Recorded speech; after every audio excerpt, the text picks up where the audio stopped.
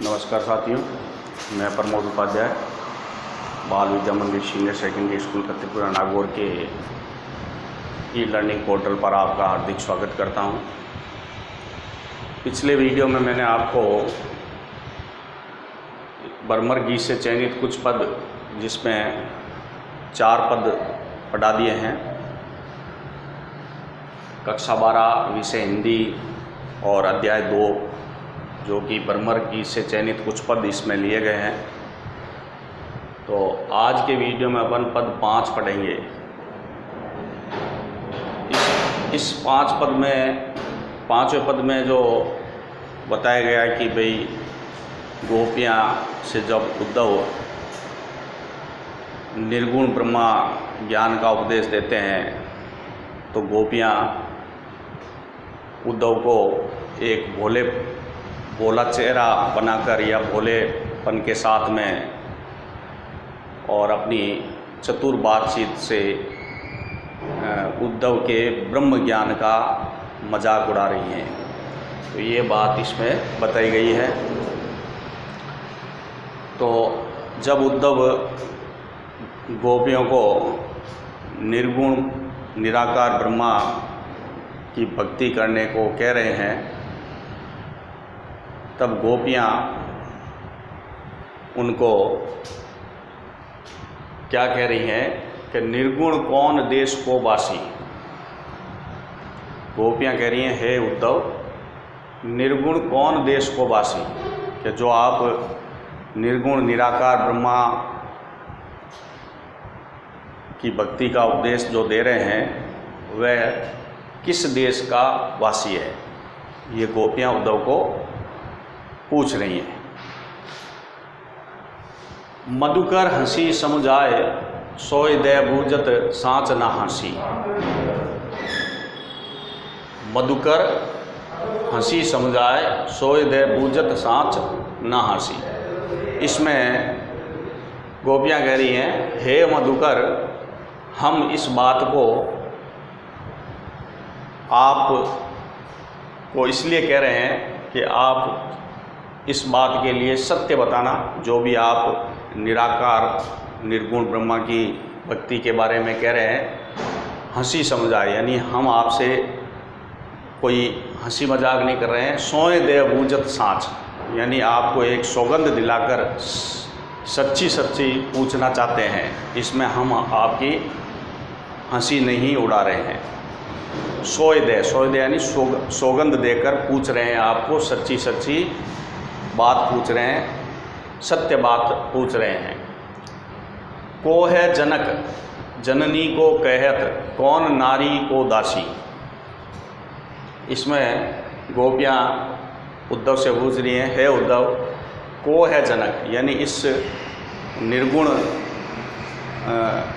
निराकार ब्रह्मा के पिता कौन है, माता कौन है। जननी यानी माता कौन है, कौन नारी यानी इसकी पत्नी कौन है, और इसकी दासी कौन है। तो इस प्रकार से ये प्रश्न उद्धव को वो पूछ रही हैं। किसके बारे में पूछ रही हैं?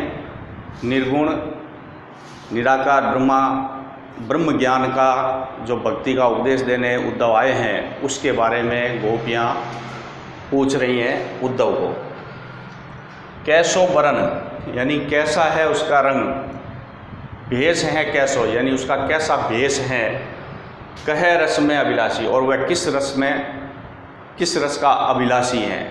तो इस तरीके से गोपियाँ जो है उद्धव को निर्गुण जो ब्रह्म ज्ञान है उसके बारे में पूछ रही हैं कि कैसा रंग है, वो किस भेष का है और वह किस रस का अभिलाषी है। उसके माता पिता कौन हैं और कौन उसकी पत्नी है, कौन उसकी दासी है। तो इस तरीके से ये गोपियाँ जो है उद्धव के जो निर्गुण निराकार ब्रह्म ज्ञान की जो भक्ति को कह रहे हैं गोपियों को, उसके बारे में ये प्रश्न पूछ रही हैं कि आप सत्य बता देना, हम आपसे मजाक नहीं कर रहे हैं। पावेगो पुन कियो आपनो जोरे कहेगो गासी। अगर हमने जो भी प्रश्न किए हैं वो अगर असत्य होते हैं तो आपका जो अपना जो किया हुआ कार्य है उसका फल भोगोगे। यानी सत्य बोला, असत्य बोला तो आपको किए हुए कार्यों पर जरूर फल मिलेगा, यानी फल भोगोगे। आपके किए हुए का फल तुम्हें भोगना पड़ेगा। कहेगासी, कहेगो गासी, अगर आप असत्य कहते हैं तो। अगर हमने जो भी प्रश्न पूछे हैं अगर उसमें कोई भी असत्य बात है उद्धव आप कहते हो तो आपको अपने किए पर फल भोगना पड़ेगा। पावेगो पुन कियो आपने, यानी फल भोगना पड़ेगा। तो इस प्रकार से गोपियां हैं जो उद्धव को सौगंध दिलाकर और निर्गुण भक्ति के बारे में जो प्रश्न पूछ रही हैं कि ये कौन है, किस देश का वासी है, इसके माता पिता कौन हैं, इसकी कौन इसकी पत्नी है और कौन उसकी दासी है, किस रस का अभिलाषी है, ये सारे प्रश्न उद्धव को पूछ रहे हैं। सुनत मौन है रहो ठेग्यो सो सुर सबे मति नासी। तो सूरदास जी के वर्णन अनुसार गोपियों के इस प्रकार के प्रश्न उद्धव को पूछे जाने पर उद्धव जो हैं वो ठगे से रह गए। ठगे से रहने का मतलब है उन्होंने जो गोपियों ने जो भी ये प्रश्न पूछे वो उनके समझ से बाहर हो गए और वो मौन हो गए, यानी चुप हो गए, ठगे से रह गए। जैसे कोई किसी को ठग लेता है तो वो एकदम देखता ही रहता है, तो उस तरीके से इस प्रकार के प्रश्न पूछने पर उद्धव है वो कुछ समझ ही नहीं पाए और मौन हो गए। सुनत मौन है रे ठग्यो सो सूर सबे मत नासी। तो इस प्रकार उद्धव ने सोचा कि अब गोपियों की तो मति भ्रष्ट हो गई है, यानी इस प्रकार की उल्टी बातें वो पूछ रही हैं जिसका कोई मतलब ही नहीं है। क्योंकि निर्गुण ब्रह्मा तो जो निर्गुण ब्रह्मा की भक्ति है वो सांसारिक मोह माया से परे है। इस बात को गोपियाँ नहीं जानती है। इनके कोई भी निर्गुण ब्रह्मा का कोई माता पिता या कोई दासी नहीं होती है, कौन उसकी पत्नी होती है, इसका कोई मतलब नहीं होता है। तो इस प्रकार के प्रश्न पूछने पर गोपियों के द्वारा उद्धव ठगे से रह गए और उन्हें कुछ समझ में नहीं आया। और क्या निर्गुण ब्रह्मा ज्ञान के बारे में वो इस प्रकार के प्रश्न पूछ रही हैं जैसे कोई सांसारिक मोह माया में व्यक्ति रह रहा हो। तो वो यही बात उद्धव बताना चाहते हैं इसमें कि वो ठगे से रह गए और वह सोचने लगे कि गोपियों की तो मति भ्रष्ट हो गई है जो इस प्रकार के प्रश्न पूछ रही है।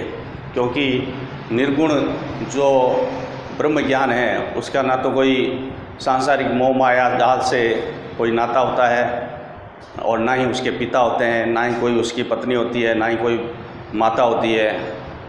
वो तो सांसारिक मोह माया जाल से परे होते हैं। तो इस तरीके से इसमें लिखा हुआ है। अब इसमें जो कठिन शब्द हैं वो मैं बता देता हूँ।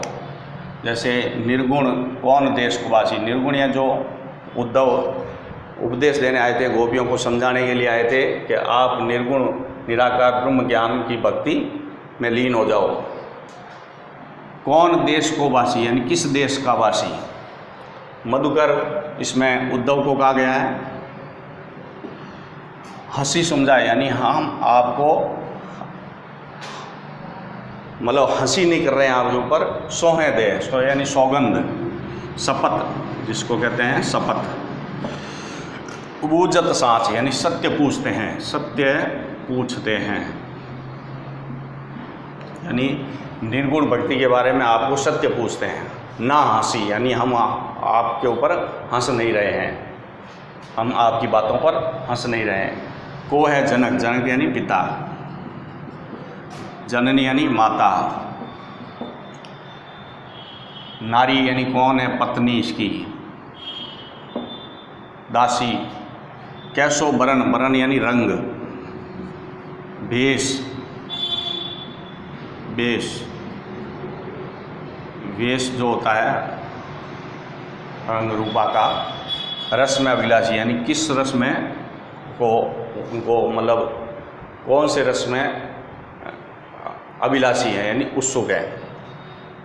पावे को पुनि कियो आपनो यानी आप अपने किए पर फल भोगोगे।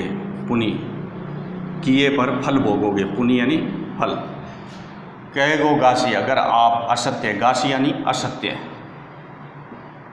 असत्य बात अगर इस प्रश्नों की असत्य बात कहोगे यानी आप इस प्रश्नों के उत्तर अगर असत्य कहोगे तो आपको अपने किए पर फल भोगना पड़ेगा। ये गोपियाँ कह रही हैं उद्धव को।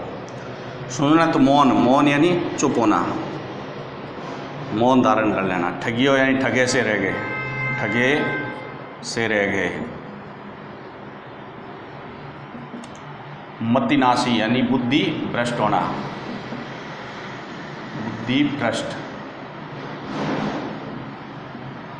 तो इस तरीके से ये गोपियाँ जो हैं उद्धव को निर्गुण जो ब्रह्म ज्ञान है उसके बारे में प्रश्न करती हैं और उद्धव मौन हो जाते हैं। और आप इसके कठिन शब्दों को नोटबुक में नोट कर लेना और इस पद को भी आप नोटबुक में नोट कर लेंगे। आगे की वीडियो में मैं पद 6 बताऊंगा। आज के वीडियो में इतना ही। धन्यवाद।